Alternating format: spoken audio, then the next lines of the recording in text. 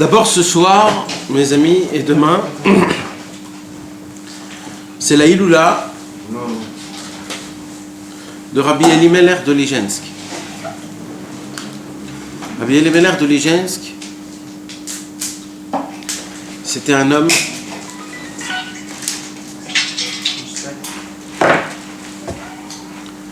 qui s'est rapproché de la Chassidoute. Ça a été l'élève du Maguide de Mezrich. Ça a été un homme qu'on ne peut pas s'imaginer c'est quoi sa grandeur. C'était un homme exceptionnel, d'une grandeur, comme on dit, que ça a été lui le troisième Baal Shem Tov. C'est avant Rabbeinu. C'est le Maguide de Mezrich, le Baal Shem Tov, le Maguide de Mezrich. Après, ils sont tous partis chez le Noam Elimelech. Noam Elimelech, c'est celui qu'on met le pétec sous les enfants, là, les enfants. Il est parti comme Eliyahu Navi, lui. C'est lui qui est parti comme Non. Mais c'est au Kever. Il a enterré un peu. Ouais. On te donne le pétec Elimelech, on va être en dessous le lit des enfants. Ah, je sais pas, je connais pas. Il y a un livre comme ça. Ah, le Noam Elimelech. Ouais, T'as raison. Ouais. On met ça surtout sur quand une femme avant qu'elle accouche. Tout de suite, ouais. En dessous de sa tête, et ça fait des miracles. Comment ça s'appelle? Noam Elimelech. Oh, tu peux déjà chez elle. Rabbi Elimelech de Lijensk, il était à l'époque de Rabbeinu un tout petit peu. Ça veut dire que quand il est parti de ce monde, Rabbeinu il avait peut-être 10 ans, quelque chose comme ça. C'était quand il était jeune, quoi. Et ça a été quelqu'un d'énorme, vraiment. Rabbi Nachman, il dit que le Noam Elimelech, il est tellement grand que même si on lit son livre, tellement son livre est énorme et grand, on voit dans son livre c'est quoi sa grandeur, eh bien tu peux prendre toute cette grandeur qui parle, ça ne lui vaut pas encore à sa grandeur à lui vraiment. C'est-à-dire normalement quand un homme il écrit un livre, il écrit sa grandeur, il écrit sa sagesse, son savoir, sa grandeur. Donc par rapport quand un homme il écrit un livre, tu dis purée, là c'est quelqu'un de grand. Et Rabbi Nachman il a dit, eh bien dans le livre du Noam Elimelech on ne peut pas dire c'est quoi la grandeur du Noam Elimelech. Tellement le Noam Elimelech il est très grand.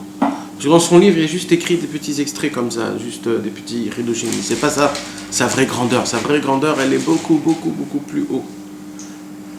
On raconte que les anges, eux-mêmes, ils étudient son livre du Noam Elimelech dans le ciel, tellement il est fort ce livre.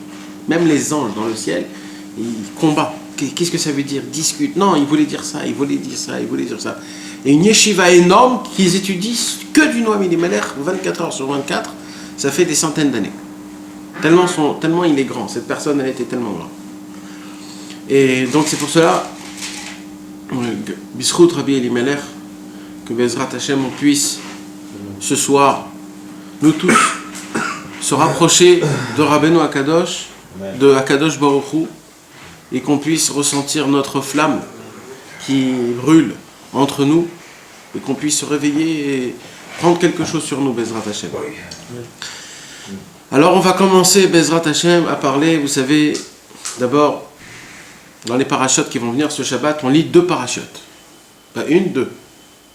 On lit Eva Yakel et Pikoudé. 2 parachutes. Et comme vous le savez, ces parachutes-là, ça commence à parler à des choses qui sont, comme on a dit, moins intéressantes. Là, dans Vayakel Pikoudé, on raconte comment le Beth Amikdash, il va être construit. Comment Moshe Rabbeinu, il a réuni tout le peuple juif et il a dit voilà, on a besoin de ça et de ça et de ça. Celui qui peut donner ce qu'il veut, il donne. Après, il va nous parler des habits du Kohen Gadol. Après, il va nous parler des poutres qu'on va mettre dans le Mishkan. Combien ils doivent être, combien ils doivent mesurer, comment on doit les attacher un avec l'autre. Et tout comme ça, il t'explique. Il explique comme ça, dans 2 parachutes, il t'explique. Et quand on lit ça, ouais, bon, c'est bien, c'est beau, c'est pas exceptionnel. C'est pas comme on a vécu les derniers mois, avec Bereshit, avec Shemot, des choses qui étaient vraiment passionnantes, comme on dit. La question qui se pose, et que je pose tout le temps, Rabbi Nachman nous a dit une des choses les plus importantes du judaïsme. Un homme il peut se rapprocher de Dieu surtout par une chose, c'est quoi? C'est Tikkun Chatzot. C'est quoi Tikkun Chatzot? De se réveiller la nuit, de s'asseoir par terre et de commencer à se lamenter comme quoi on a perdu notre Beth Amikdash, notre temple. Et maintenant, la question qui se pose comme tout le temps, comment je peux me lamenter de quelque chose que je n'ai pas connu, que je n'ai pas vu, que je ne sais même pas ce que c'est? Il y a encore plus que ça. C'est quoi le pire de tout ça? Le pire de tout ça, c'est que quand je commence à lire les parachutes de la semaine, ça commence un petit peu à m'embêter. Ça commence un petit peu à être pas passionnant. Donc, qu'est-ce qu'on me demande? On me demande de me réveiller la nuit, de quitter mon lit, quitter ma couette, quitter mon coussin, me mettre dehors en froid, t'as envie de dormir, c'est même pas ce que tu vas dire. Et on te dit de t'asseoir par terre et de commencer à te lamenter. Bah, ça, c'est pas logique. C'est pas logique. Et le pire de tout ça, c'est que Rabbeinu, il te dit que le commencement de tout commence par ça. C'est ça, le commencement du judaïsme, il commence par le fait qu'un homme, il se réveille à Chatzot la nuit. Mis à part tout ça, maintenant que Akadosh Baruch Hu nous a malheureusement détruit notre temple, alors quoi? Qu'est-ce qu'on parle du temple là? On en parle trop du temple. C'est quoi ce temple là qu'on parle? La maison de Dieu, et on se lamente Tisha B'Av, 3 semaines, on n'écoute pas la musique, on ne se coupe pas les cheveux. Toutes ces choses-là, tout ça, pourquoi? Pour quelque chose que je ne sais même pas ce que c'est. Qu'est-ce qui se passait là-bas? Et il y aura beaucoup de personnes qui vont vous dire c'est pour cela qu'on attend le Mashiach. Et ils vont faire de ça tout notre judaïsme. Jusqu'à qu'aujourd'hui, tout notre judaïsme, c'est on attend la venue du Mashiach. Eh bien mes amis, c'est pas ça le juif. C'est pas ça le juif. On attend Mashiach, c'est vrai, mais tout notre judaïsme ne doit pas tourner autour de ce point-là. C'est pas ça l'essentiel. C'est pas ça Mashiach. C'est pas ça Mashiach. L'essentiel, c'est pas Mashiach. L'essentiel, c'est Hachem. C'est Akadosh Baruch Hu. C'est la connexion que je dois avoir moi avec mon Créateur. La connexion que moi je dois avoir avec les envoyés que Dieu a envoyés, les tzadikim. Maintenant, je vais vous parler ce soir de quelque chose qui est important, vraiment. J'espère qu'on va essayer de tous le ressentir et le comprendre. On va parler du Beth Amikdash particulier que chacun il a en lui. Et je vais vous dire quelque chose. Il y a 2 façons de regarder la Torah et les mitzvot et Hachem et les tzadikim et tout ce qui se passe. Il y a une façon de visionner ça terre à terre. C'est-à-dire tout dans le concret. Quand je parle du Beth Amikdash, ça veut dire qu'il faut trouver les plans, il faut acheter le shetar, et il faut construire le Beth Amikdash avec des pierres, avec tout ça, etc., etc. Et quand on attend le Mashiach, ça veut dire qu'on attend le Mashiach, son corps, avec sa forme, avec sa couleur des yeux, etc. Et on va tout faire pour ça, et donc on a besoin d'argent, on a besoin de politiciens, on a besoin de personnes, on a besoin de guerre, on a besoin de personnes, etc. Tout ça, c'est quelque chose d'énorme, c'est pas juste... Mais maintenant, il y a une deuxième façon de regarder les choses. Et c'est quoi cette deuxième façon de regarder les choses? C'est qu'en vérité, dans la neshama d'un homme, dans le corps d'un homme, spirituellement, tout peut se faire spirituellement. Le Beth Amikdash, le Mashiach et tout et tout. La question qui se pose, c'est est-ce qu'on le veut matériellement ou spirituellement? Vous allez tous me répondre matériellement. Les deux. Ouais, mais surtout matériellement. On l'attend, ça fait longtemps là, le Mashiach. On veut qu'il vienne. Il ne va pas nous dire, on va kiffer, on va faire des bagages. Alors je vais vous dire quelque chose. Je ne sais pas exactement si nous on doit attendre spirituellement ou matériellement. Mais quelque chose de sûr et certain, c'est que maintenant, là, tout de suite, il faut réagir. Et pour réagir, il faut que spirituellement, on vit cette vie-là. Car la vraie vie, elle est spirituelle, pas matérielle. Et de là, il se tranche deux grands paquets du peuple juif. Un, il dit spirituel, un, il dit matériel. Les gens qui disent spirituel, ils sont très peu. Les gens qui veulent du matériel, ils sont la majorité. C'est pour cela qu'aujourd'hui, la majorité, ils veulent tout ce que tu leur demandes. Ils vont te dire c'est quoi l'essentiel? C'est d'amener le Mashiach. C'est que le Mashiach il vienne, qu'on construit le Beth Amikdash, qu'on a notre terre, qu'on a notre argent, qu'on a des esclaves, qu'on a tout. Mais ça nous convient. Ça nous convient d'avoir toutes ces choses-là. Mais c'est pas ça la vérité, les gars. La vérité, c'est soit d'abord toi, parfait, pour qu'après dehors, il soit parfait. C'est comme ça que ça marche. Dis-moi. Ça va? Vas-y. Alors, ça va?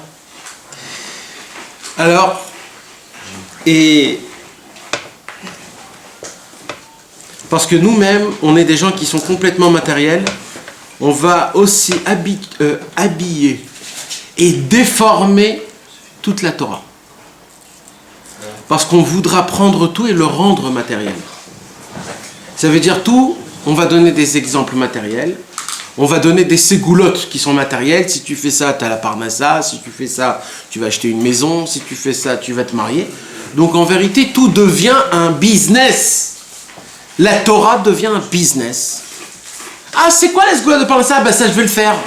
C'est quoi la sgoula pour se marier? Je vais le faire. Mais attends.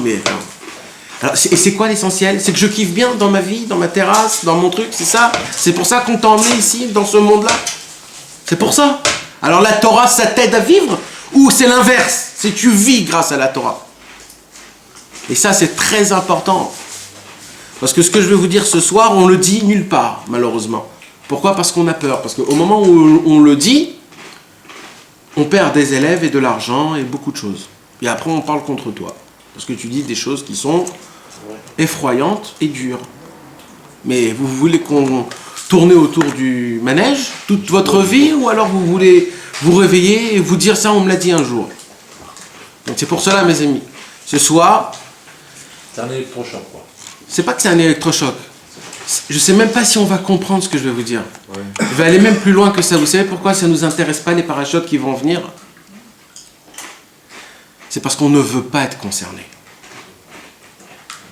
Et je vais aller encore plus loin. La Torah, elle dit, je veux pas que ça lui concerne. Alors c'est moi-même que je veux pas le faire concerner. Il y a des gens qui croient, vous savez, quand on prie le matin, des fois on se dit la prière elle est un peu trop longue. Hein, on lit, c'est un peu trop long des fois, c'est trop long. Alors vite on bâcle, alors on saute 2-3 petites prières, on dit bon les corbanotes on n'est pas obligé. Après l'amida, c'est pas la peine, l'essentiel c'est le truc. Et vas-y le mec il met cette fille un truc. Et qu'est-ce qu'il croit qu'il a bâclé la prière? C'est la prière qu'il a bâclé, les gars. La prière lui a bâclé. La prière lui a dit, écoute, un gars comme toi, moi je veux pas que tu me pries, moi. Alors tu veux faire soi-disant que tu as prié, alors tu vas prier et tais-toi, moi j'ai pas besoin que tu me parles. C'est la prière elle-même qui te bâcle. C'est pas nous qu'on bâcle la prière. Pareil pour la Torah, pareil pour les mitzvot. Quand nous on croit soi-disant qu'on va pas les faire parce que j'ai pas la force, c'est pas parce que t'as pas la force, c'est parce que la mitzvah, elle n'a pas la force de toi, que toi tu la fasses. T'imagines, c'est comme si que quelqu'un, il est obligé de dire merci à sa femme, ou alors il est obligé de lui dire je t'aime ma femme, mais il n'a pas envie de lui dire, alors il lui dit, tu sais, très naze, il dit oh, merci chérie. Sa femme lui dit, écoute, t'es pas obligé de me dire merci, si tu veux pas me dire, ne me dis pas. Mais si tu veux me le dire, dis-le moi comme il faut. C'est pareil. La Torah, elle te dit, mais qu'est-ce que tu crois que tu me fais une bonté, comme quoi tu lis, tu le dis, tu crois que tu pries, etc., etc. Ben non, c'est exactement l'inverse. C'est pour cela, mes amis, que malheureusement, si nous on croit que des fois la paracha et le midrash, c'est pas des midrash qui... En vérité, c'est faux, c'est exactement l'inverse. En vérité, c'est qu'on a un problème, nous, dans notre neshama, que ça ne fonctionne pas avec les choses qu'on parle de semaine en semaine. Comment? C'est fait exprès. Hein? Dans la Torah, c'est fait exprès. On aurait pu tout écrire dans une seule paracha. Tout le Mishkan et tout ça, on pouvait l'écrire en une seule paracha et on aurait terminé. Et la Torah nous aurait continué à raconter, on était dans le désert, et ainsi il est là, ils sont partis à Midian, etc., etc. Et des histoires, à n'en pas terminer. Mais non, mais ils ont ça, ils ont fait une paracha, 2 parachas, 3 parachas, 4 parachas, 5 parachas, un livre en entier, tout Vaïkra, la moitié de Bamidbar. Tout ça pourquoi? Pour nous faire... Il faut savoir apprécier, essayer, forcez-vous de ressentir le vrai sentiment qu'un juif doit ressentir. Pour résumer, ce que je dois vous dire, et que c'est très très important, c'est vrai qu'on attend Mashiach et on attend que Dieu nous construise notre Beth Amikdash, mais on ne doit pas s'arrêter qu'à ça. On n'a pas le droit, mes amis. On n'a pas le droit parce que quand ça va se faire, après on va être dans un très grand problème. On va se dire, qu'est-ce qu'on fait maintenant? Vous savez, c'est le gars qui prie toute sa vie pour se marier. Et après qu'il se marie, c'est plus quoi dire. Qu'est-ce que je fais là maintenant? Qu'est-ce que je vais prier? Pourquoi? C'est exactement pareil. Qu'est-ce qui va se passer quand ma chère va venir? Alors on va se tenir comme ça et qu'on va se dire c'est tout, c'est terminé, il n'y a plus rien. C'est pas comme ça que ça marche. C'est pour ça qu'il faut se réveiller, les gars. Et maintenant, je vais vous dire quelque chose d'énorme. Dans la spiritualité, l'endroit et l'espace n'existent pas. L'espace et le temps n'existent pas. Ça veut dire quoi? Ça veut dire que dans le cœur d'un juif, le Beth Amikdash se tient. Et je vais vous dire quelque chose de très grand. Il est écrit dans le Midrash. Akadosh Baruch Hu n'a pas détruit le temple tant qu'avant les Juifs ne se sont pas détruits. Ils n'ont pas détruit leur temple particulier. C'est qu'après que Dieu a détruit le temple. D'abord, les Juifs, ils ont détruit leur temple particulier dans leur cœur. C'est qu'après que Akadosh Baruch Hu a détruit. Ils ont dit, si Hachem a dit, si même eux dans leur cœur, ils n'ont pas le temple, alors il n'y a pas besoin du temple. Alors nous on l'a pas aujourd'hui le temple dans le cœur. Parce qu'on n'a plus le vrai temple. On n'a pas, bien sûr qu'on l'a pas. C'est de ça que je veux vous parler. C'est quoi le temple dans le cœur? Comment le construire? Tout dépend de ça, mes amis. Tout. Tout, c'est ça. Tout. C'est pour ça. Et les gens, le Yetzer Hara a fait que l'essentiel, c'est quoi? C'est d'abord l'extérieur, d'abord le matériel, et peut-être la spiritualité. C'est-à-dire, d'abord, ils vont toujours te parler du Beth Amikdash, et il faut construire, il faut parler, il faut aller chez les Arabes, leur dire, rends-nous notre terrain, etc., etc. Il faut faire, c'est important tout ça. Mais c'est pas ça l'essentiel. C'est pas de là où ça commence. Ça commence pas là-bas. Ça commence d'abord chez nous. Et il faut que vous sachiez, vous tous les Juifs du monde, ils doivent savoir quelque chose. Que Akadosh Baruch Hu a créé un temple dans chacun de nous tous. On a tous un temple. Un vrai temple, mes amis. Vous savez, c'est quoi un temple? Un temple, c'est Dieu, qu'est-ce qu'il a dit? Dieu, il a dit, je veux que vous me créez une maison pour que je puisse être avec vous. Je veux être avec vous, Dieu a dit. Donc, créez-moi un endroit, une place. Ça commence déjà par quelque chose de... Avec la phrase Hachem déjà, ça commence déjà par quelque chose de matériel. Ouais. Il n'a pas dit je veux être... Parce que je veux être avec vous, alors vous allez construire un temple. Il a dit faites-moi un temple parce que je veux résider en vous. Donc déjà toute la vie commence par matériel déjà. Toi, tu nous dis qu'il faut comment on reprend les choses du départ, comment tu veux? C'est quasiment impossible. C'est masquer le matériel pour arriver au spirituel, c'est pas là, c'est l'inverse. Alors ça marche comment? Pour s'influencer en soi-même, il faut d'abord que ça passe par l'extérieur. Tout le temps. Akadosh Baruch Hu fait qu'il y a toujours un environnement pour que ça t'influence dedans. C'est pour ça que des fois, il faut faire des actions pour ça te créer. C'est comme l'amour, par exemple. C'est quoi l'amour? L'amour, c'est pas un clic, comme il raconte dans la télé. C'est pas ça l'amour. C'est quoi l'amour? L'amour, c'est de savoir donner. C'est de savoir sacrifier. Quand un homme, il se marie avec une femme, c'est pas parce qu'il aime pas. C'est parce que juste, il est sympa avec lui. L'amour se crée après le mariage. L'amour se crée quand un homme, il commence à donner à sa femme.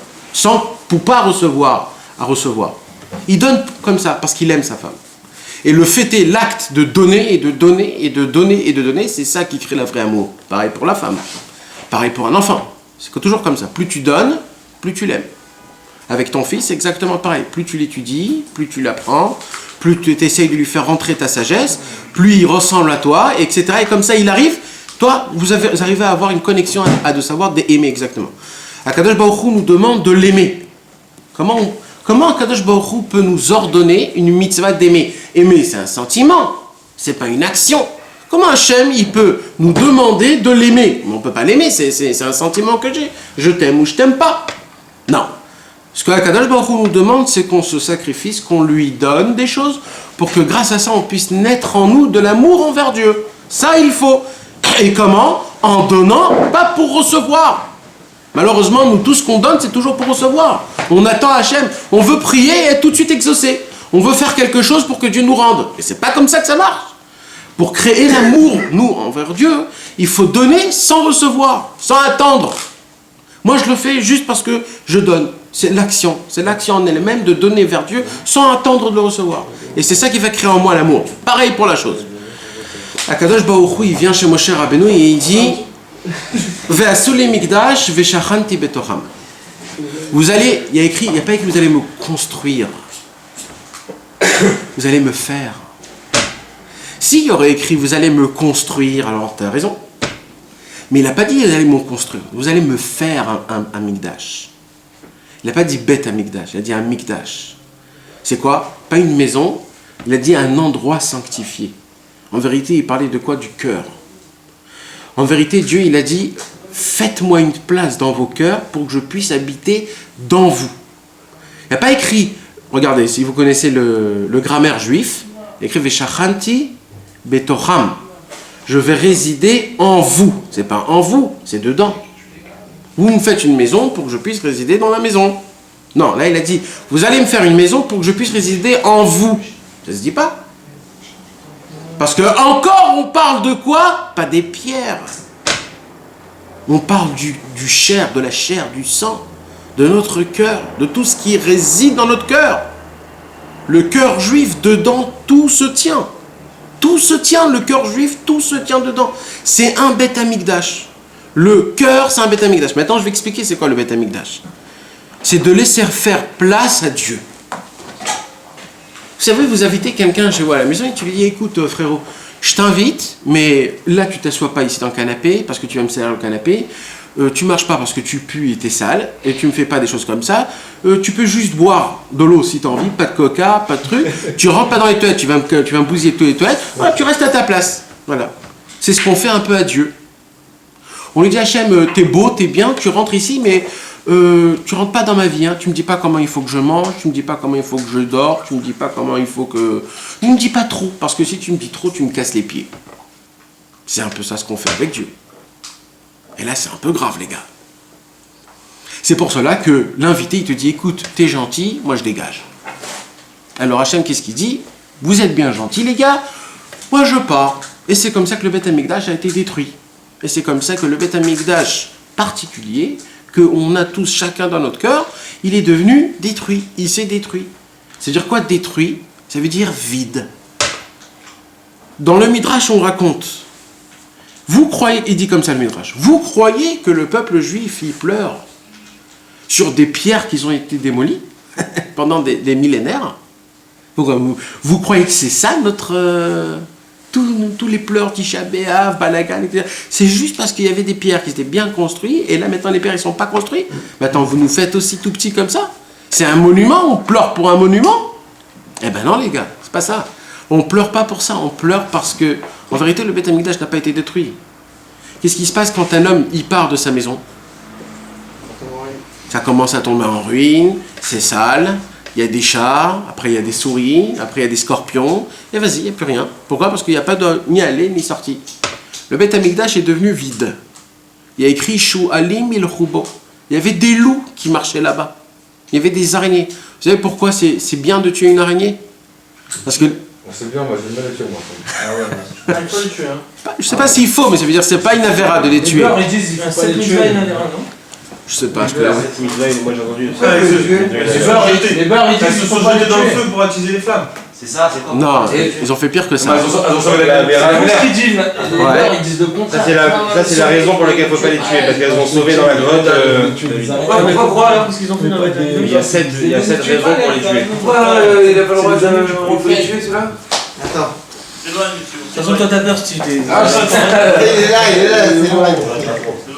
Ça va. Frérot, là on parle d'araignée. Ça va.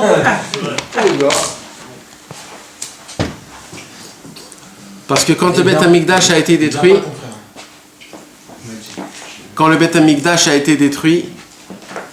eux, qu'est-ce qu'ils ont fait? Toutes les araignées sont sorties de leur rouille et ils ont commencé à faire des étoiles d'araignées et ils ont tout recouvert le Beth Amikdash avec leurs toiles. Pourquoi? Pour pas faire montrer aux Juifs que le Beth Amikdash a été détruit. J'ai oublié le plus vite. On fait plein d'étoiles d'araignées. Il y avait plein d'étoiles d'araignées jusqu'à qu'on voyait plus. On voyait plus, c'était comme une petite montagne comme ça.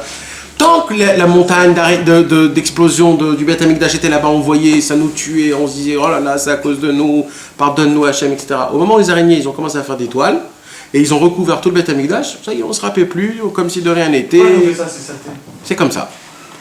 C'est comme ça. C'est la volonté. Les araignées, c'est quelque chose de, c'est un signe qui est pas très bien. C'est pas qu'il faut, c'est-à-dire que c'est pas une avéra de les tuer, T'as quoi. pas dit d'aller constituer des araignées. À un moment, quand on les tue, on pense à ça. Ouais.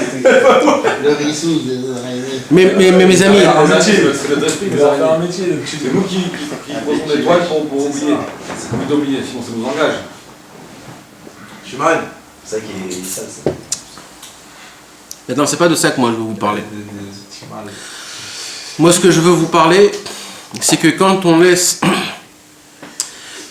un verre, vous savez, on dit que quand un homme il fait birkat Amazon dans sa table, il ne faut pas qu'il laisse un récipient qui est vide.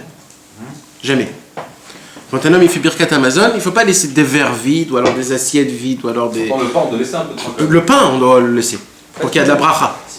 Les couteaux, il faut les enlever. Hein? Faut pas laisser l'assiette vide et tout. Non, des choses vides, il faut les enlever. Et même au restaurant. Hein? Même au restaurant. Ouais. Même Shabbat. C'est bien. Même au restaurant. Si t'es au restaurant, ça serait normal qu'il ait Tu fais Shabbat, tu fais bien Amazon, tu vas partir avant, t'es que. Les couteaux, c'est moins un problème. Mais moi, je parle pas des couteaux, je parle des récipients. Pourquoi? Parce que la bracha, quand on va bénir le pain et le manger qu'on a mangé, si on bénit dans un récipient qui est vide, alors tu bénis rien, tu bénis le vide qu'il y a. Quand tu laisses quelque chose rempli, ou tu laisses à manger un peu, tu laisses un peu de riz, tu laisses un peu de poulet, un peu de trucs comme ça, quand tu le laisses, quand tu fais la bénédiction, alors la bénédiction elle est sur le manger que tu as laissé. Mais quand tu laisses un récipient qui est complètement vide, alors il y a rien sur rien qui peut s'attraper. Quand un homme, son cœur est vide, toutes les bénédictions qu'on peut te faire, l'étude de la Torah que tu peux étudier, les prières que tu peux demander, quand c'est vide, ça s'attrape sur rien. Et ça c'est un problème. Il faut laisser alors. Hein? Il faut laisser alors des choses. Dans ton cœur, il te dit. Non. Dans ton cœur, ah d'accord. Non, moi je passe pour ça, je pas dans le cœur. Je fais l'allusion, la même allusion. D'accord, d'accord. Quand un homme il laisse son cœur vide, alors c'est un problème. Un cœur vide, c'est un bête amygdale qui est détruit. C'est quoi vide? Vide de Dieu. Alors écoutez bien. Le cerveau, de là tout commence. Qu'est-ce qui se passe? Dans le cerveau, il y a ce qu'on appelle une illusion. C'est quoi l'illusion? L'illusion, c'est comment on va dire, l'esclave de la sagesse. La sagesse, elle n'arrive pas à inventer. La sagesse, c'est quelque chose de mathématique. 1 et plus 1 est égal à 2. 2 plus 2, 4. Pourquoi 4? Je ne sais pas. 2 et 2, c'est 4. Il n'y a rien à comprendre. C'est ça le cerveau. Le cerveau, lui, il analyse. C'est un analysateur. Pourquoi il ne comprend pas? Maintenant, pour inventer quelque chose, pour essayer d'adapter ça, ça ressemble à ça, et ça, c'est équivalent à ça, il a besoin de l'illusion. L'illusion, c'est quoi? Il vient dans le cerveau, et le cerveau, il prend l'illusion, et il commence à se dire, si je fais ça, alors ça peut ressembler à ça, donc on peut faire comme ça. Il essaye, il analyse les choses par rapport avec l'illusion. Maintenant, l'illusion, c'est quoi? C'est ce qui est entre le cœur et le cerveau. Le cœur, c'est quoi? C'est les sentiments. Les sentiments, c'est quelque chose qu'on ne peut pas aussi expliquer. Pourquoi? Parce que c'est un sentiment. Il y a des gens qui aiment l'harissa parce que c'est piquant, et il y a des gens qui ne supportent pas l'harissa parce que c'est piquant. C'est deux choses différentes. Il y a des gens qui aiment le Coca-Cola et des gens qui aiment que de l'eau. Il y a des gens qui aiment le houmous et il y a des gens qui aiment que la trina. Pourquoi? C'est comme ça, c'est des sentiments, c'est un cœur, c'est des goûts, c'est des choses qu'on ne peut pas expliquer. Chacun il a son sentiment. Maintenant, entre le sentiment et entre la sagesse, qui est deux choses complètement à l'opposé, parce que un c'est mathématique et un c'est l'inverse de la mathématique, c'est quelque chose, le cœur c'est un sentiment. Par exemple, j'aime fumer, je sais que fumer ça me tue, mais j'aime. C'est l'inverse de ce qui est logique. La logique, qu'est-ce qui te dit? La logique te dit, c'est interdit de fumer, même que j'aime, je m'en fous, c'est interdit. Il comprend pas lui, il sait pas ce que c'est un sentiment. Donc c'est deux choses opposées, le moire et le lèvre, le cerveau et le cœur. Mais il y a quelque chose qui est entre les deux, c'est quoi? C'est l'illusion. C'est quoi l'illusion? L'illusion, il est un petit peu du cœur et un petit peu du cerveau. L'illusion, c'est quoi? Il va te faire monter la tête que ça ressemble à ça. Et que ça ressemble à ça. Et ça... Maquiller, là. Hein? Il va maquiller pour. Ouais, il arrange. Mais maintenant, ça ne veut pas dire que c'est mal. Des fois, c'est bien, des fois, c'est mal. C'est-à-dire, ça dépend de toi. Il y a des gens qui utilisent leur illusion pour leur tavot. C'est le plus grave qui puisse exister au monde. Il y a des gens qui utilisent leur illusion pour agrandir Dieu, combien il est grand, agrandir les tzadikim, essayer de s'inventer, c'était quoi la sortie d'Égypte, s'inventer comment ça s'est passé dans le mont Sinaï. Il invente, c'est de l'illusion, il s'invente. Ça, c'est des choses qui sont très très bonnes. Pourquoi? Parce qu'il fonctionne dans des bonnes choses. Maintenant, je vous parle de tout ça, pourquoi? C'est très simple. Akadosh Baruch Hu, il a fait que tout commence par une envie. Tout départ par le cœur. Le cœur, c'est des envies.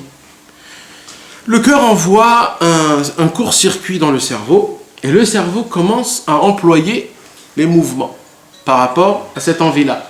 D'accord? Par exemple, quelqu'un il a soif. Ok, c'est quoi la soif? La soif, c'est une envie de soif. Le cœur, il envoie un circuit dans le cerveau il comprend qu'il a soif. Donc, quand le cerveau il comprend qu'il a soif, il envoie des courts-circuits dans les mains pour prendre un verre d'eau et boire. Et quand je bois, ça c'est terminé.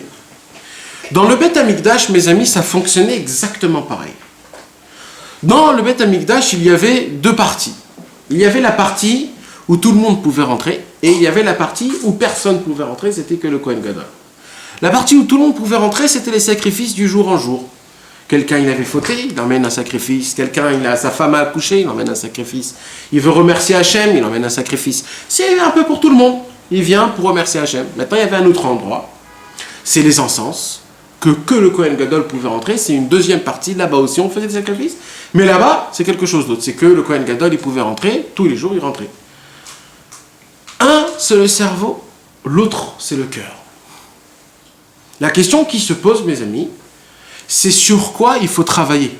Quand un homme, il veut se rapprocher de Dieu, sur quoi il faut se travailler?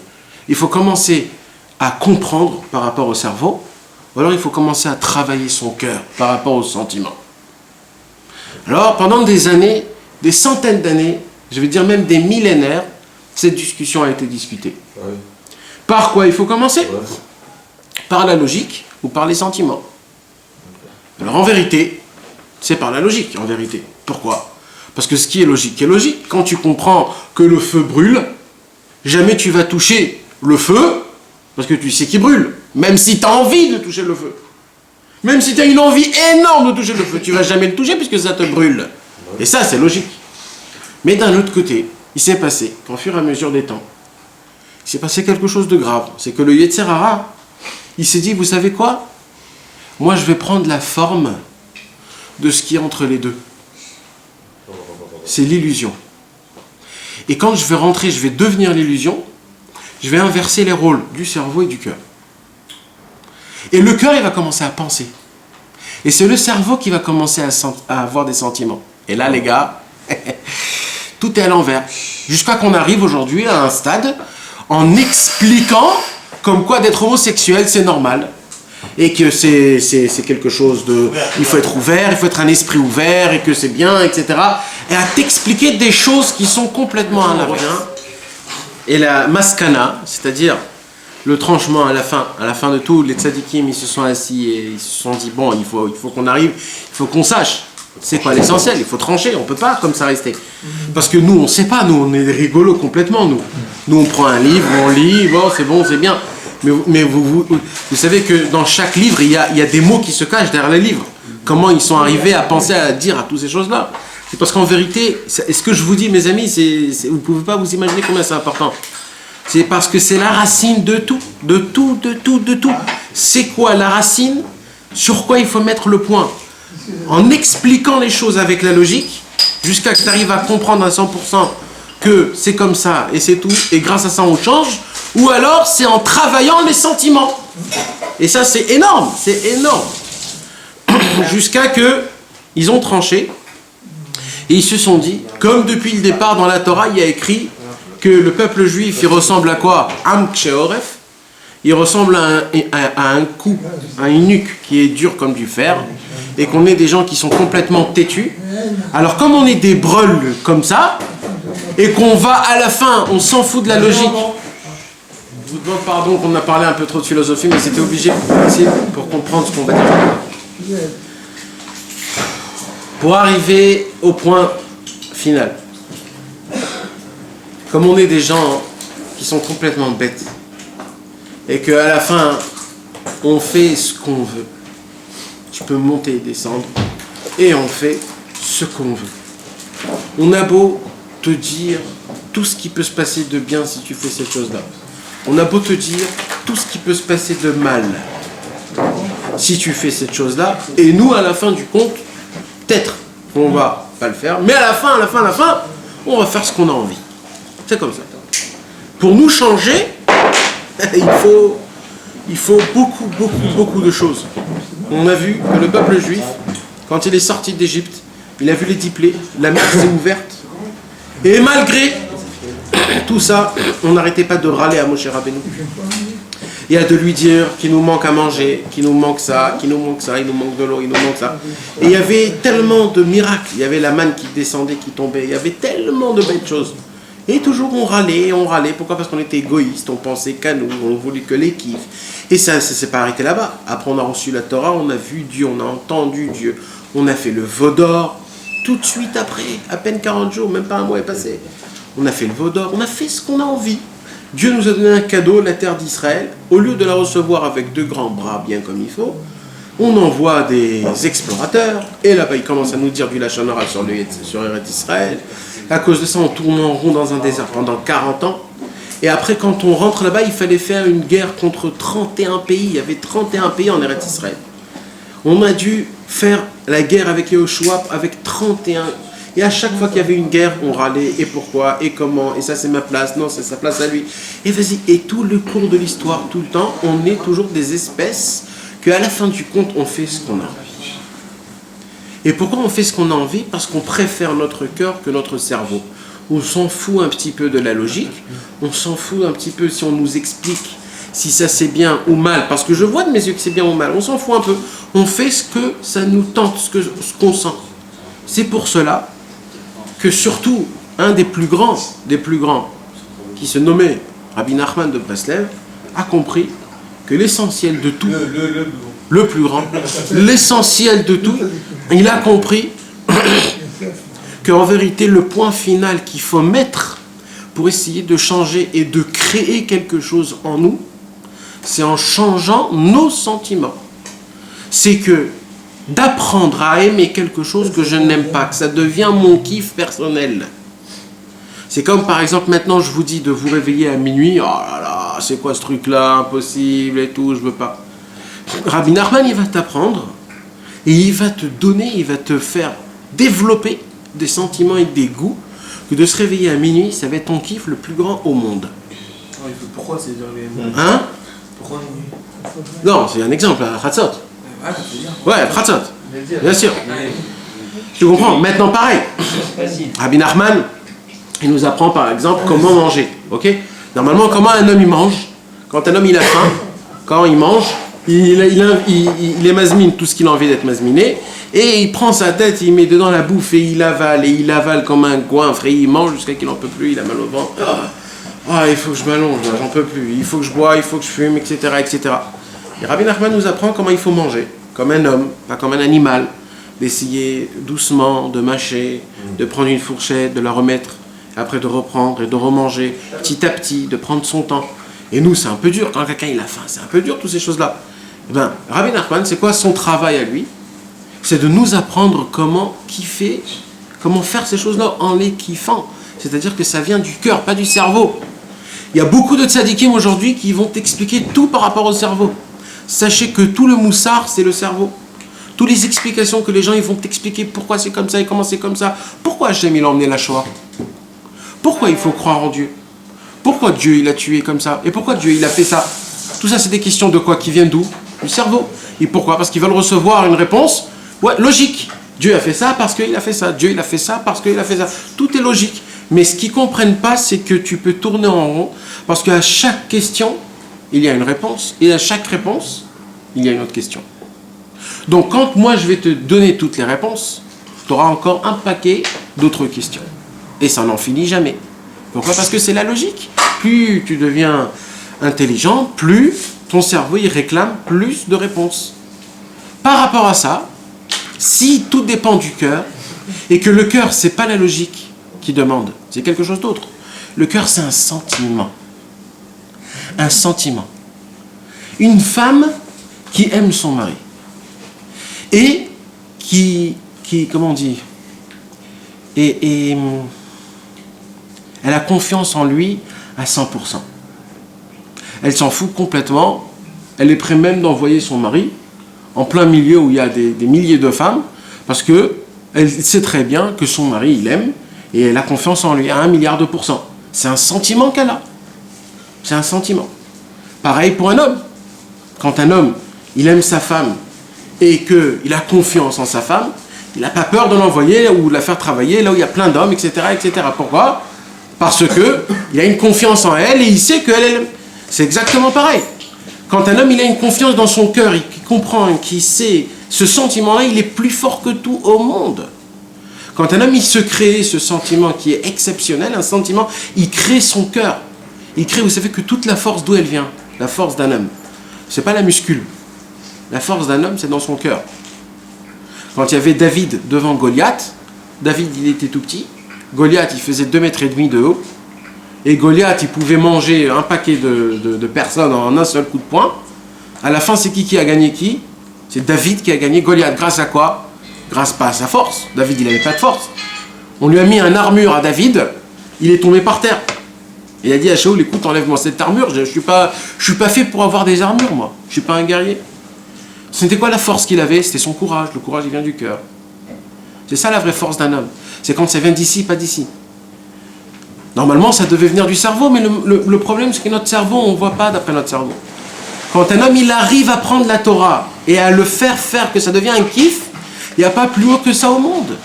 Il n'y a rien qui peut le tenter, puisque ça devient un kiff. Ça devient un kiff, ça devient toi-même. Et c'est quoi quand un homme, il arrive à rendre ses sentiments des sentiments spirituels?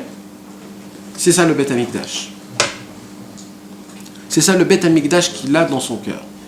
Tant qu'on n'a pas ça, notre Beth Amikdash est complètement détruit. On n'a pas expliqué comment on fait. Voilà. Alors maintenant, ce qu'il faut faire, on a dit, quand on fait rentrer quelqu'un dans une maison, on invite une personne dans une maison, et qu'on lui dit, ne t'assois pas ici parce que tu vas me salir mon canapé, tu pues alors tu ne prends pas, tu ne nettoies pas les mains, tu vas pas aux toilettes parce que tu vas me les rendre un carnage, tu bois pas d'eau, tu bois pas de coca, tu bois pas de fée, etc.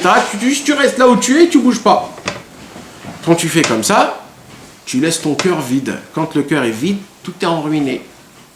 Quand tu dis à Hachem, Hachem, mon cœur je te l'ouvre, tu rentres et tu fais ce que tu veux chez moi, là il commence à avoir du va et du vient.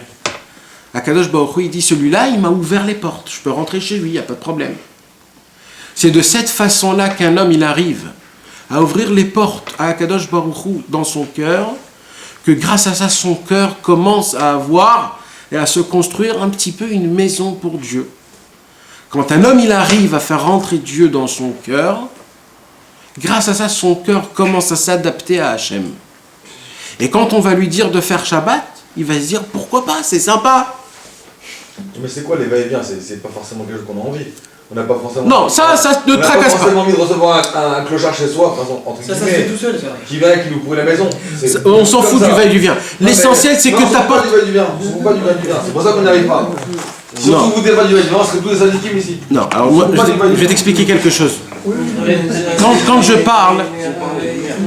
parle de laisser notre porte ouverte à Hachem, c'est quelque chose de spécial. C'est pas quelque chose que. Je parle d'une autre chose. Malheureusement, nous on croit.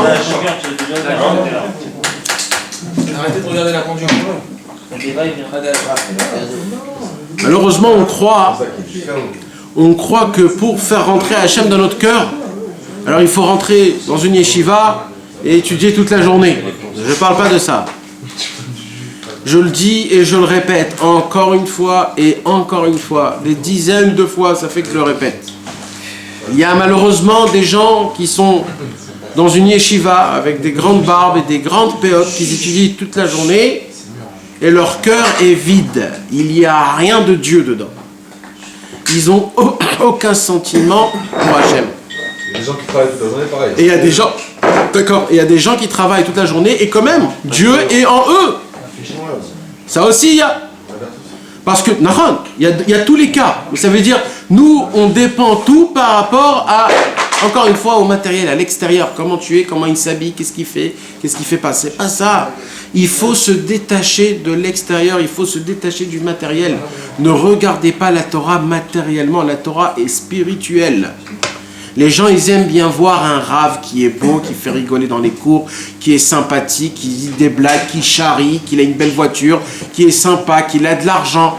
C'est pas ça, les gars. C'est pas ça. C'est pas ça. Malheureusement, c'est pas ça, c'est exactement l'inverse. L'inverse. Moins tu l'aimes, plus c'est vrai. C'est comme ça. Parce que toi, tu es dans le matériel. Si tu l'aimes pas, c'est que lui, il est spirituel. Et matériel et spirituel, ça va pas ensemble. Donc si tu l'aimes pas, c'est que lui, il est dans le vrai. Parce que moi, c'est sûr que je suis dans le matériel.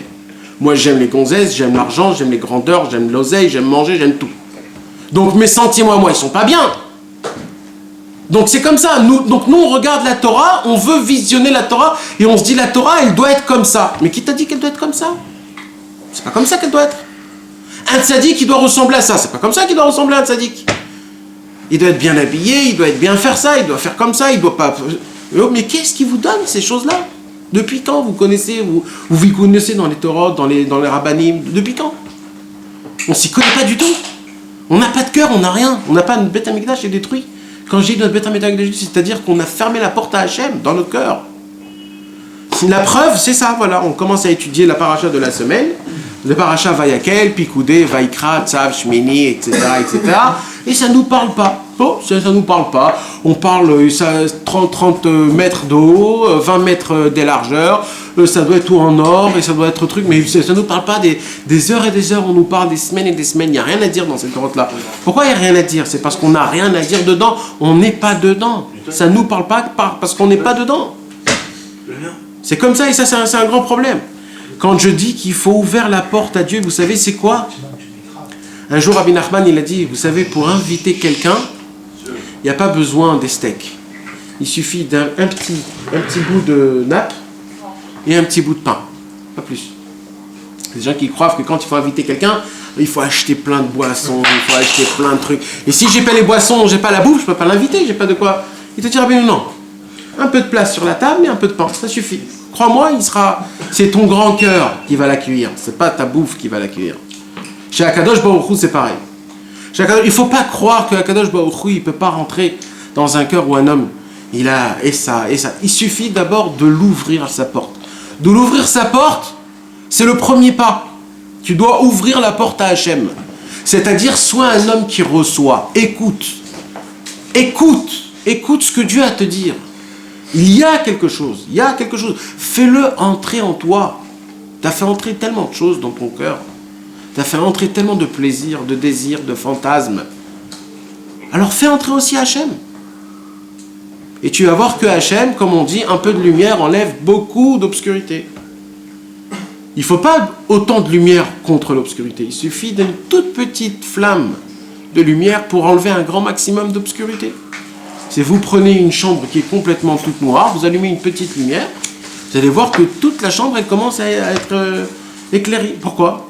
C'est parce que c'est comme ça. Un peu de lumière ouvre beaucoup d'obscurité. Il suffit qu'un homme, il essaye d'ouvrir sa porte à Hachem dans son cœur, pas pour les autres, pas pour son copain, pas pour sa femme, pas pour se dire, non, c'est pour moi-même, je veux pour moi-même, je veux m'ouvrir. Hachem, j'ai besoin que tu m'ouvres. Et sachez, mes amis, que si on n'y pense pas à tout ça, eh ben, on va jamais avancer. Jamais. On va jamais avancer. On a beau y aller et prier au kotel, dans les kivrei tzadikim, voir des rabbanim, aller dans des cours de Torah, même étudier la Torah, même les tfilin. Tant qu'on n'ouvre pas la porte à Hachem, on n'avance pas. Ça veut dire quoi d'ouvrir la porte à Hachem? C'est d'ouvrir sa conscience, de faire les choses par amour, d'essayer de prendre ses sentiments et rentrer ses sentiments dans la spiritualité, de faire les choses avec un kiff. Par exemple, de recevoir Shabbat en kiffant. C'est pour ça que la Torah, qu'est-ce qu'elle te dit? Elle te dit, tu dois t'habiller propre et beau. Tu dois préparer ta table avec une nappe. Tu dois allumer des bougies, faire du bon manger. Pourquoi elle te dit tout ça? Pour que ça devienne un vrai kiff. Pour que tu kiffes le Shabbat et que ça devienne un vrai kiff. Pareil pour les fêtes, c'est la même chose. Pourquoi tout ça? C'est parce qu'il te fait rentrer le kiff dedans. On doit essayer de faire tout pareil. C'est pourquoi on te demande d'avoir un beau talit. On te demande d'avoir un beau talit pour que tu aies un kiff de faire Shabbat, de aller prier chaque matin, de le mettre. Tu vas dire, ah voilà, j'ai un beau talit, je vais le mettre demain matin, c'est bien, c'est un kiff. Je vais me réveiller, c'est quelque chose de sympa. Et ainsi de suite, chaque chose. C'est pareil. Ce qu'il faut essayer de faire, c'est de prendre des mitzvot et de faire rentrer nos kiffs dedans pour qu'on prend un kiff de les faire. Et ça, c'est important, c'est très important. C'est le commencement de tout. Ce qu'il faut, comme je vous ai dit, c'est d'ouvrir la porte à Hachem. Après, il va faire ce qu'il veut dans ta maison. Tu n'es pas obligé de lui donner à manger, à boire comme un invité, etc., de lui préparer. Lui, il va s'arranger tout seul. Mais toi, ce que tu as besoin de faire, la première chose, ouvre la porte. Ça veut dire quoi? Fais-toi ton premier pas. Fais le premier pas. Achète-toi un beau livre pour Chatzot, par exemple, pour que ça te donne l'envie de te réveiller à Chatzot. Ou alors, plein de choses comme ça. Trouve-toi un beau mikvé pour te dire je vais kiffer, c'est un beau mikvé, c'est de l'eau chaude et c'est propre. Et, etc. Comme ça, ça te donne l'envie de y aller te un peu mikvé. Ou alors trouve-toi une super belle choule pour kiffer quand tu sais que quand... C'est ça. Crée-toi des kiffs dans les mitzvot pour que tu puisses les faire avec ton cœur. Ça veut dire avec des kiffs, avec des sentiments. Tu te crées des sentiments. Comme un homme, il crée des sentiments envers sa femme, envers ses enfants, envers ses amis, envers son travail. Un homme, il doit créer des sentiments envers la Torah. Un homme, il ne peut pas étudier la Torah s'il a la Torah. Excusez-moi de vous le dire, mais si on n'étudie pas la Torah, c'est qu'on la la Torah. Vrai ou faux? Hein? Non, c'est faux. Pourquoi c'est faux? Mais ça vaut aussi. Ça peut être aussi des... Le cerveau, il fait son travail aussi, avec le cœur, il fait son travail. Lazy, comment tu es lazy en français? Si tu aimes quelque chose, si tu aimes quelque chose, tu le fais. Si tu le fais pas, c'est que tu le hais. Hein? On peut toujours tout connaître. Il y a des livres en français, il y a des cours en livre français. Même pour les gens qui sont très loin. Il y a toujours une combine pour essayer d'avoir quelque chose. Quand il y a un film qui est sorti, tu vas tout faire pour le voir. Alors, chacun dans ses trucs à lui, tu comprends, dans les habits, dans les voitures, chacun son truc à lui. C'est que tu l'aimes pas assez. Hein? Tu l'aimes pas assez. Non, mais tu peux être comme je dis. Fainéant. Fainéant. Bah oui, fainéant. Genre moi le matin je suis fainéant pour aller à la synagogue. T'es fainéant pour aller à la synagogue. Si je te dis qu'à la synagogue il y a 100 000 euros, Non. t'es fainéant? Alors? Pourquoi on est fainéant? Ah, c'est ça que je te dis, créez-vous des ambitions pour kiffer ce qu'il faut faire. C'est de ça que je vous parle. Et c'est ça le Beth Amikdash. Pourquoi on a toujours besoin de matérialiser la chose? Tu m'as donné un exemple, tu matérialises la chose. Ouais. Ah, pourquoi? Parce qu'on est matériel. Ah non, bah, on pourra jamais comprendre alors. Hein? Non! D'abord on fait, après on comprend. C'est ça alors l'histoire. Oui! Il n'y a pas de cerveau! Le cerveau, c'est pas maintenant. Dans le cerveau, on est raté. Pour l'instant, c'est pas ça. Dans notre cerveau, on a des choses, on a compris des choses qui sont pas bien. On croit que le monde, il est comme ça, que ça fonctionne comme ça, que sans argent, on peut pas vivre, et qu'on ne peut pas, etc., etc. On a plein de mauvaises... des hakdamot. On a plein de hakdamot qui sont pas bien. On a besoin de comprendre une fois qu'on a... Une fois qu'on l'a fait. Une fois qu'on l'a fait. Voilà, mais pas de problème, c'est ce que j'ai dit. D'abord on fait. Non, mais d'abord on fait. Même si on ne doit pas comprendre, une fois qu'on a fait, Une fois qu'on a fait, on le comprend. Ouais. Oui, mais moi je dis qu'il ne faut pas d'abord comprendre et après faire. C'est ce que je dis. C'est ce que je dis. Si tu veux pour comprendre. Hein? Si je fais pour comprendre. C'est dommage. C'est dommage. c'est un processus. Non. C'est un processus. Non. Tu peux pas comprendre une chose si tu n'es pas en fait dedans. Tu peux pas comprendre quelque chose. Non, mais moi je parle pas de ça. Nous on a compris une chose. On a compris qu'on doit se rapprocher de Dieu. On a compris que pour se rapprocher de Dieu, il faut accomplir la Torah et les mitzvot. On a compris ça. Maintenant, comment ça marche? J'ai pas besoin de savoir jusqu'à la fin. Quand tu prends un Doliprane, tu sais de quoi il est fait le Doliprane? Tu sais une seule chose, tu sais que si tu prends le Doliprane, j'ai plus. Tu veux pas comprendre. Hein? Si tu veux pas comprendre comment il fonctionne, il ne soigne plus. Non. Oui, non, mais moi je parle pas de si tu veux pas. Non, c'est pas ça le but. Le but c'est une autre chose. Tu mets tes bénishma, tu mets tes tefilines, on te demande. Voilà. Tu commences par le bras, après par Voilà. la tête, Voilà. tu viens par la main après. Ouais. Parce qu'une fois que tu as la compréhension de la tête, Ouais. il veut que tu fasses. Mais tu l'as mis d'abord par la main. Oui, Voilà. parce qu'on te demande de faire sans comprendre. Voilà. Mais pourquoi? Parce qu'on te dit que c'est un processus. C'est-à-dire que fais-le, tu vas comprendre. Ouais. Et une fois que tu l'auras compris, mais si la personne elle n'a pas compris, Oui, crois-moi qu'elle ne reviendra pas à la Oui, main. d'accord. Mais il faut pas le faire pour le comprendre. Mais tu peux faire une mitzvah par intérêt. Le tout c'est d'y arriver. Non. Quelqu'un qui non. dit je veux faire ça parce que moi je veux ça, je vais aller à la synagogue samedi matin parce que je veux me marier, je veux trouver une meuf, n'importe quoi, tu peux le faire. Oui. C'est un chemin aussi. il y a Oui, ça. oui. Quand on te dit il y a 70 façons de voir la Torah, Ouais. chacun lui va la voir par ce biais, lui il va la voir par ce biais parce qu'on n'est pas fait de la même façon, mais on va arriver à la même Torah. Ouais, mais ça c'est pas C'est une un façon. processus. C'est pas cette façon de comprendre. Si tu peux pas comprendre, Ça c'est pas une façon, ça c'est un tu peux but. prendre n'importe qui. Maintenant, si tu manges ça, tu peux pas comprendre comment il a été fait, comment il a été cuit, ça m'intéresse pas.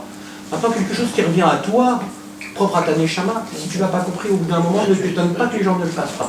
Quelqu'un qui va rentrer dans le Shabbat, il va aller à la synagogue, il va y aller que pour la Séouda, que pour manger, il va pas comprendre, il va pas écouter un peu de Torah, à la fin tu vas t'en rendre compte, tu vas plus venir à la synagogue. Ouais. Je dis pas contre. Remarque bien, dans tous les cas, il va plus revenir à la synagogue. Mais je dis pas contre. Si tu rentres pas, tu peux pas rentrer dans ce processus. C'est un processus.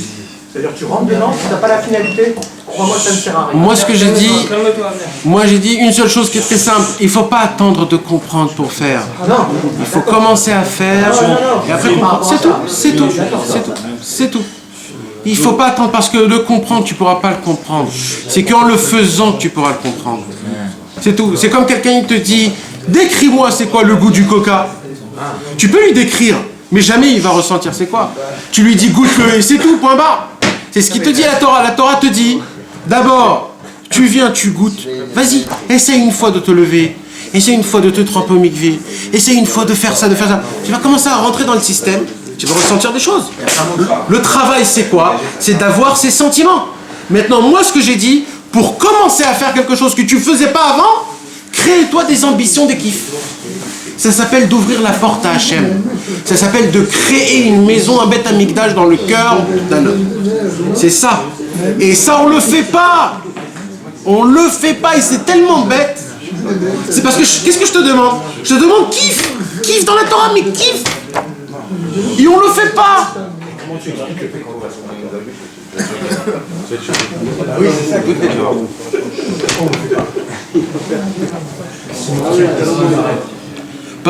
Parce que on n'y croit pas vraiment que c'est possible. On n'y croit pas que c'est possible. On se dit c'est trop loin de moi, c'est pas moi, j'ai jamais fait ça, j'ai pas l'habitude de ça. Voilà. On se croit pas aussi fort.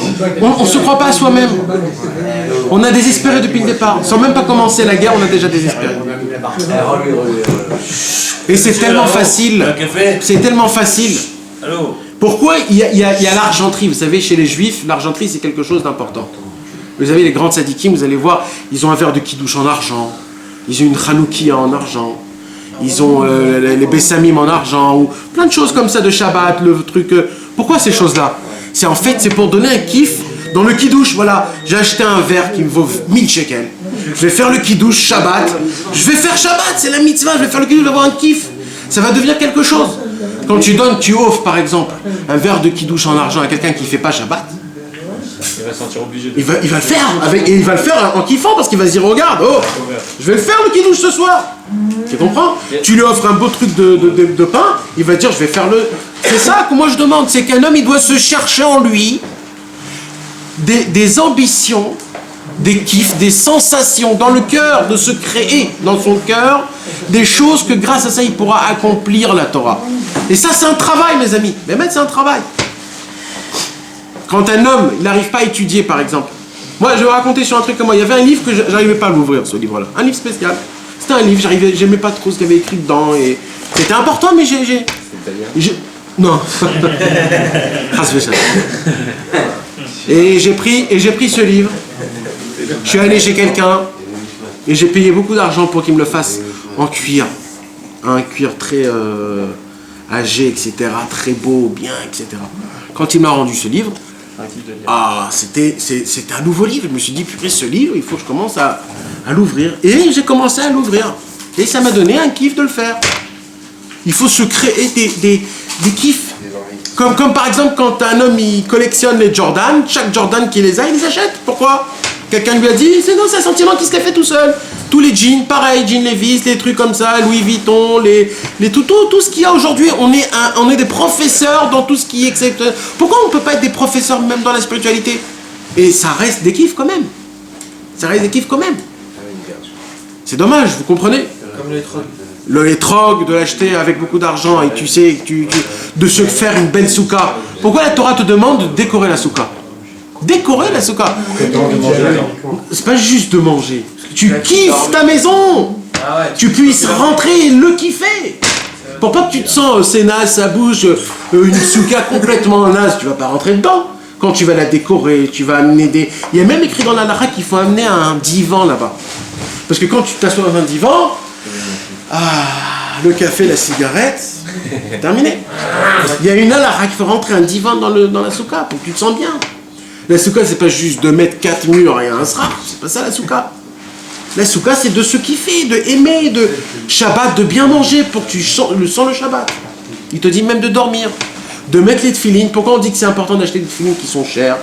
Parce que quand ils sont chers, tu as payé un paquet, tu vas les mettre tous les matins. Tu vas pas te dire, je vais mettre un paquet, je vais pas les laisser dans le tiroir. Tu lui paies un paquet pour les mettre tous les matins, c'est comme ça. Un beau talit chaque matin ou pour un talit spécial pour le Shabbat, ça t'encourage tout ça. Quand tu t'achètes un sidour spécial pour le Shabbat, tout ça c'est des choses que Akadosh Baruch Hu il veut, parce que grâce à ça on arrive à prendre notre cœur et à le convaincre que de faire la Torah, ça devient un kiff. Et c'est que comme ça qu'on pourra à la finale de devenir des bons juifs.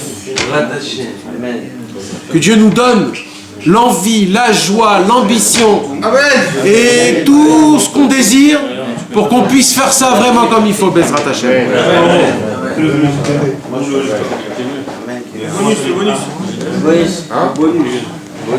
j'ai pas. C'est quoi le bonus?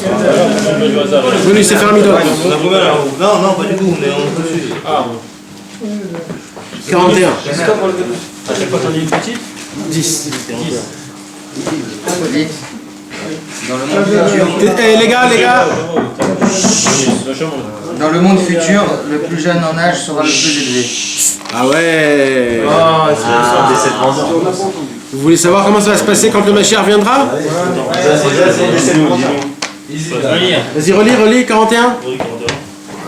Dans le monde futur, le plus jeune en âge sera le plus élevé. Aujourd'hui, on a un peu de dire quel âge t'as, 70 ans.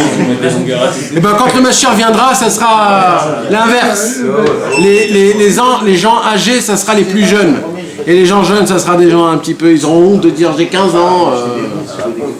C'est comme ça. Et pourquoi ça? C'est ça la beauté. Parce que plus tu es mûr, plus tu rajeunis, en vérité. C'est comme ça. Jérusalem ne fut détruite que par la profanation du Shabbat, parce qu'ils n'ont pas récité le schéma matin et soir et qu'ils n'ont pas fait attention à ce que les enfants apprennent la Torah. Ils n'avaient aucune honte l'un de l'autre, considérant de la même façon les petits et les grands. Ils ne réprimandaient plus, méprisaient les érudits en Torah et les gens de probité ne se trouvaient plus parmi eux. On a parlé de ça, regarde comment c'est la providence divine. Comment tout se tient. Vous avez entendu les gars? Ouais. Non, on n'a pas entendu là. Jérusalem. Jérusalem n'a pas été détruit qu'à cause de quoi? Qu'ils ont d'abord enlevé le Kriyat Shema matin et soir. Vous savez que c'est important de lire le Shema matin et soir. Même si on filme le matin. Obligé les gars, on ne peut pas passer dans ça. On peut pas. Même les gens qui mettent pas les tefilines, malheureusement, il faut qu'ils disent le Kriyat Shema matin et soir. Obligé. Kriyat Shema matin et soir, c'est même pas la base, c'est obligé. Voilà, obligé. Bien sûr que c'est obligé les tefs, mais il y a des gens qui mettent pas les tefs. Alors parce qu'ils mettent pas les tefs, ils disent si je mets pas les tefs, pourquoi je vais dire Kriyat Shema? Alors non les gars, non. Les tefs, on est obligé de les mettre. Alors non, le Kriyat Shema c'est facile, c'est Shema Yisrael Hashem Echad. Voilà, où est le problème de dire ça? Où il est? Obligé matin et soir, obligé les gars. Et à cause de ça, le Beth Amikdash a été détruit. Vas-y, continue, 43. Jérusalem ne méritera la rédemption que grâce à la charité. Waouh, encore une fois, le Yerushalayim pourra être, comment on a dit? Rédemption. Allô? 44. La guerre marque le début de la rédemption. 45. Celui qui élève des cochons retarde la rétention. Ah, Heureusement que c'est écrit, vous ne savez pas. 46. Jérusalem ne sera reconstruite que lorsqu'il y aura la paix entre les Juifs. Aïe. Shalom, le shalom. 47. Vous avez fait attention que tout ce qu'on parle, c'est ce qu'on a parlé là. C'est fou, hein. Tout ce qu'on a parlé de Jérusalem, il te parle là, ça fait 5 fois qu'il te parle de Jérusalem. 47. Quand le peuple juif va en exil, On va faire descendre. en exil d'une nation à l'autre, c'est un signe de la venue du Messie. Ah. Ouais. 48. Il faut faire votre traduire. Quand les nations redoutent d'insultes sur les Juifs, c'est un signe de l'imminence de la venue du Messie. C'est une bonne nouvelle ça. Ça veut dire quoi ça On peut répéter, j'ai pas Encore une fois. Quand les nations redoutent d'insultes sur les Juifs, c'est un signe de l'imminence de la venue du Messie. Et là, Il est proche. Il est à la porte, Ouais. monsieur. Ça fait 2 fois. ouvrons-la, ouvrons-la. C'est les nations Mais la qui ont porte. tombé d'insultes. S'il vous plaît, messieurs, s'il vous plaît, on s'éloigne. 49. Le temple ne sera reconstruit que lorsque l'orgueil n'existera plus. C'est quoi l'orgueil? C'est quand je remplis de moi-même dans mon cœur. La gave. Alors quand il y a trop de place, je peux pas faire rentrer Hachem. Pour que je puisse faire rentrer Hachem, il faut que je laisse ma place à Hachem. Je dis Hachem, rentre chez moi. Donc quand quelqu'un il a de la gave, de l'orgueil, il dit Hachem, Hachem dégage. C'est ma place ici. 50. 50 Timan. Écoutez les gars, chut. Par l'esprit d'unité qui existera parmi le peuple juif, le Messie viendra. L'esprit de l'unité. C'est quand on n'a pas de... Moi je pense comme ça, lui il pense comme ça, l'autre il pense comme ça. Mais non, mais moi je veux pas... Non, on est tous un, on pense tous la même chose, il faut être tous unis grâce à ça. On est très loin de tout ce qu'on vient de dire. 51. Le Messie viendra pendant une année d'abondance. Ah, quand il y aura beaucoup de pluie. Exactement. Demain. De pluie et Il va de pleuvoir là. et de récolte. Amen. Hein? Expliquer l'abondance. Amen. L'abondance. Non, non, pas l'argent, pas l'argent. On parle de la pluie et de la récolte. La récolte. Je pense que c'est la pluie, la récolte. Si, on Honnêtement, pense S'éloigne. non, non. Ça traverse l'esprit de personne de penser que c'est la pluie et la récolte. Hein. C'est que l'argent, les gens ils pensent que ça l'abondance. Ah oui, c'est la vérité ici. Ok. 52. Le Messie ne viendra que lorsque toutes les âmes auront quitté les racines du corps. En fait, c'est Adam, Kadmon, premier homme. Explique Malheureusement, c'est un peu délicat à expliquer ça. Voilà, c'est la preuve, c'est le cabot de preuve, non? C'est ça? Joker, on passe à la prochaine. C'est mieux qu'on comprenne. Attends. C'est l'imprémental, c'est le premier homme. Après. Il a dit quoi, il a dit quoi, on a pas entendu? Chaque personne, il a dans le ciel, il y a une grande corbeille où dedans il y a tous les âmes juifs dedans. Et à chaque fois qu'un homme et une femme ils s'accouplent pour avoir un enfant, Hachem il pioche dans cette corbeille et il donne à ce couple. Le Mashiach ne peut pas venir tant que cette corbeille est remplie. Il faut que cette corbeille soit, il n'y a plus de neshamot. Toutes les neshamot sont déjà descendues. C'est-à-dire, je peux faire des gosses à tout. Non. Hein? Alors, ça veut dire quoi? Ça veut dire que celui que Chas Veshalom, il n'emmène pas des enfants, il a une possibilité d'amener des enfants avec sa femme et qu'il n'emmène pas, ben à cause de lui, le Mashiach ne vient pas. Maintenant, c'est sûr qu'il y a des cas où on donne une possibilité qu'une femme ne peut pas avoir d'enfant, quand elle est malade, quand elle n'a pas envie, elle a pas, c'est dur pour elle. Mais quand c'est pour rien, on n'a pas le droit. Ok, celui qui marie sa fille à un érudit en Torah, le fait profiter de ses biens et entretient des relations commerciales avec lui, méritera la résurrection. Waouh! Ça veut dire quoi qui méritera la résurrection? En vérité, tout le monde aura la résurrection. Et vous savez, c'est quoi le Nyan? Ne croyez pas que tout le monde va se lever en un seul jour. Il y a des gens qui vont se lever tout de suite quand le Mashiach viendra. Il y en aura qui vont se lever une semaine après.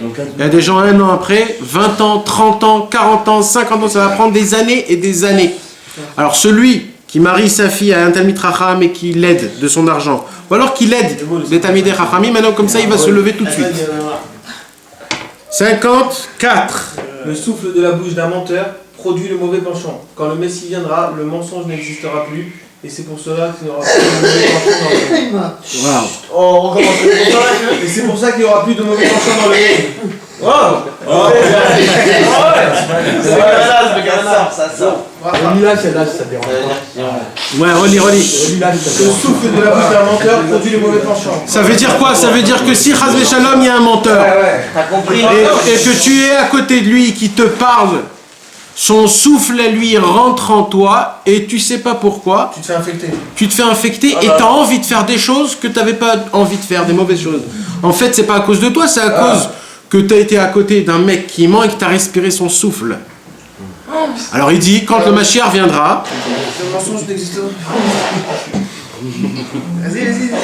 quand le Mashiach viendra, alors le mensonge, il n'existera plus, et grâce à ça, il n'y aura plus d'Yetzerara dans le monde, donc on va être sauvé de tous ces mauvais vents et souffles qui nous contaminent complètement.